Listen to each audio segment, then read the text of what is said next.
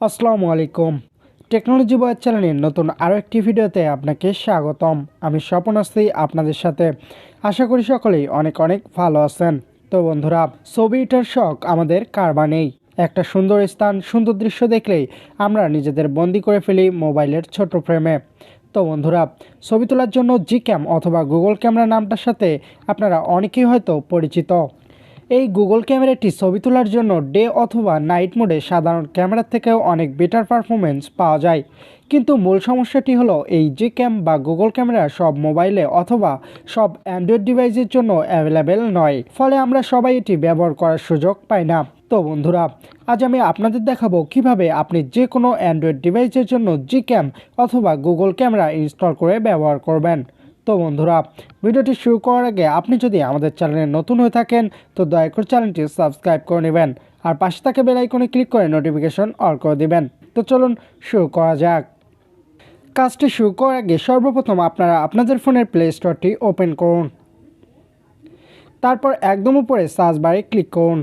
এবার সার্চ বারে লিখুন Gcamera, Gcamera। Gcamera লেখার পর সার্চ করুন। তারপর আপনাদের সামনে সর্বপ্রথমে ঠিক এরকম একটি অ্যাপ শো করবে। এবার আপনারা এই অ্যাপটিতে ক্লিক করবেন। তারপর এই অ্যাপটি প্লে স্টোর থেকে আপনাদের ফোনে ইনস্টল করে নেবেন। অ্যাপটি সম্পূর্ণরূপে ইনস্টল করা হয়ে গেলে অ্যাপটি ওপেন করবেন। তো বন্ধুরা, চলুন এবার আমরা এই অ্যাপটি ওপেন করে ফেলি। এবার আমরা Gcamera অ্যাপটি ওপেন করব। Gcamera অ্যাপটি ওপেন করার পর আপনাদের সামনে ঠিক এরকম একটি ইন্টারফেস শো করবে। তো বন্ধুরা, এখানে দেখতে পাচ্ছেন আমার ফোনের নাম অনুযায়ী একটি অ্যাপ শো করেছে Xiaomi, তারপর কিছু নাম্বার দিয়ে অ্যাপটির নাম শো করেছে। তো বন্ধুরা, এখানে আপনাদের একটি, দুইটি অথবা তিনটি অথবা এর অধিক সংখ্যারও অ্যাপ শো করতে পারে। আবার আমার মতো ঠিক এরকমই একটি অ্যাপও শো করতে পারে। তবে বন্ধুরা, আপনাদের যদি অনেকগুলো অ্যাপ শো করে থাকে তাহলে আপনারা আপনাদের ইচ্ছা মতো যে কোনো একটি ভার্সনের অ্যাপ ডাউনলোড করে নিয়ে নেবেন। তো এবার আপনারা অ্যাপটি ডাউনলোড করার জন্য ডান পাশে তীরের মতো আইকনে ক্লিক করবেন। তারপর এখান থেকে স্টার্ট ডাউনলোড অপশনে ক্লিক করবেন। তো বন্ধুরা, এবার অ্যাপটি ডাউনলোড হওয়া শুরু হলে ঠিক এরকম একটি ইন্টারফেস দেখতে পারবেন। এখানে অ্যাপটি ডাউনলোড হওয়ার জন্য আপনার নেটওয়ার্ক স্পিডের উপরে নির্ভর করবে। আপনার নেটওয়ার্ক স্পিড যত ভালো হবে অ্যাপটি তত দ্রুত আপনাদের ফোনে ডাউনলোড হওয়া শুরু হবে।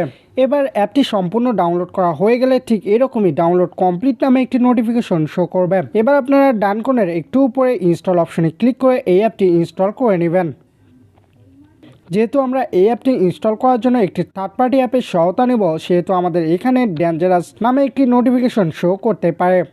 এখানে আপনারা নিচের কাউন্টডাউন অপশন থেকে 7 সেকেন্ডের মতো অপেক্ষা করবেন। তারপর আপনারা বাম কোণের ফাঁকা বক্সে ব্লু টিক মার্ক করে দিবেন এবং নিচে ওকে অপশনে ক্লিক করবেন।